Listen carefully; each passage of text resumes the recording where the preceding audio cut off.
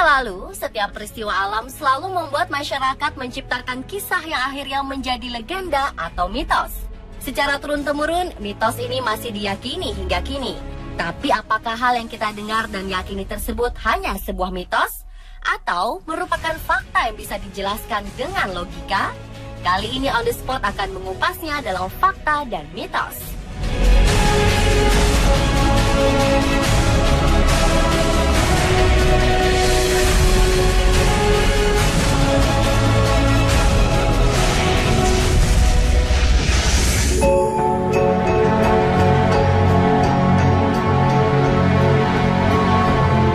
Ratu Kidul atau Nyi Roro Kidul sering dikait-kaitkan dengan hilangnya sejumlah orang yang berkunjung ke pantai selatan.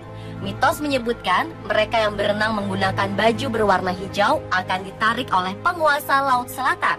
Konon, dipercaya sang ratu sangat menyukai warna hijau. Mereka yang menjadi korban keganasan Laut Selatan diyakini akan dijadikan abdi sang ratu Laut Kidul. Karena keyakinan ini, mitos yang tersebar luas menyatakan adanya larangan memakai pakaian berwarna hijau jika akan berkunjung ke pantai selatan. Benarkah Ratu Pantai Selatan menyukai warna hijau? Faktanya, warna hijau adalah warna yang kerap kali dipakai oleh keraton-keraton di Jawa. Secara logis, karena mitos ini berkembang di lingkungan keraton, maka sosok Nyi Roro Kidul divisualisasikan sebagai wanita cantik dengan kebaya dan selendang hijau. Kemudian muncul kepercayaan bahwa penguasa pantai selatan akan mengambil pengunjung pantai yang berpakaian hijau. Namun benarkah demikian? Faktanya, larangan untuk mengenakan baju hijau saat berada di pantai ada benarnya. Jika seseorang berenang dan terseret ombak dengan memakai baju hijau, maka hal ini akan mempersulit tim SAR dalam mencari korban. Air laut yang biru akan berubah warna menjadi hijau jika kedalamannya bertambah. Korban dengan baju hijau pun akan terkamuflase dengan warna air laut. Ada baiknya para pengunjung mengenakan baju-baju berwarna mencolok dan terang, misalnya oranye. Jadi, larangan untuk mengenakan baju hijau sebaiknya dipatuhi dan tak hanya berlaku di pantai selatan saja.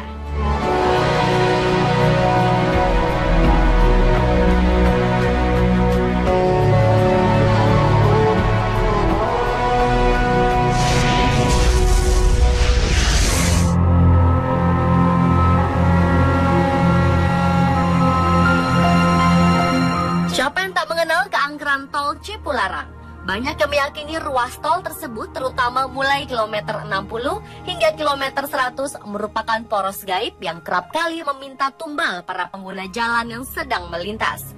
Posisinya berada di sekitar Gunung Hejo, Kecamatan Darangdan, Kabupaten Purwakarta, Jawa Barat.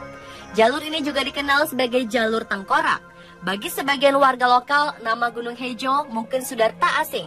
Masyarakat Purwakarta memang mengenal Gunung Hejo sebagai daerah ritual pemujaan. Tak heran, mitos Gunung Hejo merupakan daerah angker sudah dirasakan sejak dulu. Mitos pun beredar, tol Cipularang angker dan sering meminta korban. Faktanya, tol yang membentang dari Cikampek Purwakarta hingga Padalarang ini berada di pegunungan sehingga jalannya naik turun dan juga mempunyai banyak jembatan yang panjang dan tinggi. Secara ilmiah, penyebab kecelakaan di tol Cipularang adalah kondisi alam serta kelalaian pengemudi. Jika diperhatikan Bandung ke Jakarta, jalan terus menurun, sementara terdapat banyak belokan. Jika pengemudi tidak waspada, hal ini dapat menimbulkan kecelakaan. Gas yang terlalu kencang dapat membuat mobil hilang kendali saat berbelok sehingga terjadi kecelakaan. Kondisi jalan di tol Cipularang yang tidak rata, entah karena kondisi tanah yang labil maupun karena setiap hari dilewati oleh truk-truk besar bermuatan berat, juga menjadi salah satu faktor yang mempertinggi angka kecelakaan di tol Cipularang. Di beberapa titik, tol Cipularang membelah lembah, sehingga sering terjadi angin kencang yang cukup kuat untuk menggeser mobil yang sedang melaju, apalagi dengan kecepatan terlalu kencang. Hal yang paling penting yang perlu diwaspadai dari tol Cipularang adalah karena tol Cipularang didesain untuk rentang kecepatan 80-100 km per jam. Hal inilah yang tidak dipahami oleh para pengguna tol di Indonesia. Banyak yang beranggapan bahwa kita bisa mengemudi sekencang-kencangnya di jalan bebas hambatan. Kondisi mesin dan keterampilan pengemudi juga menjadi hal yang patut diperhitungkan. Berkendaralah dalam batas yang diizinkan, tidak lebih dan tidak kurang. Pengemudi dihimbau untuk mengurangi kecepatan saat hujan, karena adanya air di permukaan jalan membuat ban mobil mudah tergelincir dan terbalik. Selain itu, tol Cipularang melewati pegunungan dan perbukitan. Pemandangannya indah dan sangat jauh membuat kita terkadang tidak menyadari saat melaju dalam kecepatan tinggi. Oleh karena itu, penting untuk selalu memantau indikator kecepatan di dashboard dan tidak mengandalkan insting seperti ketika kita memacu kendaraan di dalam kota maupun di jalan tol lainnya.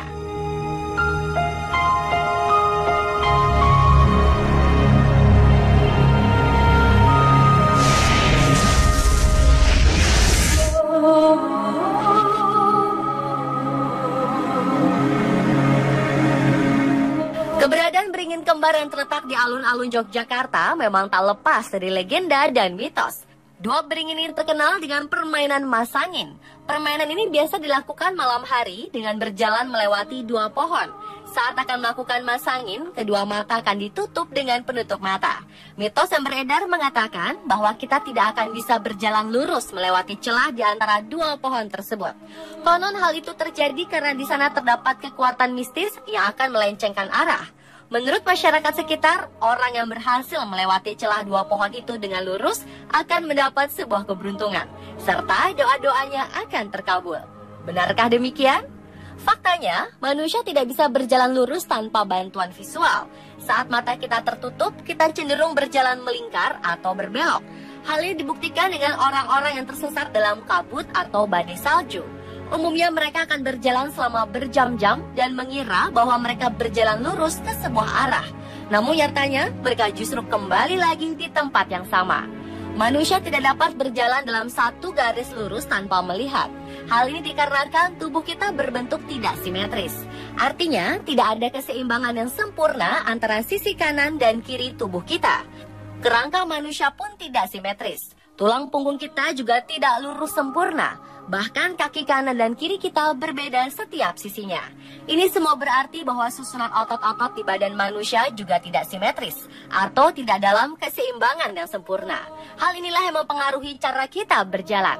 Jika mata kita tertutup, maka penguasaan lenggang dan jalan kita bergantung pada otot-otot dan susunan tubuh kita. Pada kondisi ini, satu sisi tubuh kita akan memaksa kita untuk berbelok ke suatu arah. Akhirnya, kita akan berjalan berputar-putar dalam suatu lingkaran. Selain faktor keseimbangan, terganggunya fungsi pendengaran juga turut mengganggu. Pendengaran atau telinga merupakan salah satu referensi arah bagi otak. Hal inilah yang membuat manusia bisa memperkirakan letak jam waker atau handphone saat dirinya mengganggu tidur. Kondisi di alun-alun yang begitu riuh karena banyaknya suara dalam satu waktu, menyebabkan interferensi pelayangan bunyi yang membingungkan otak, sehingga akan semakin mengacaukan orientasi arah pada otak.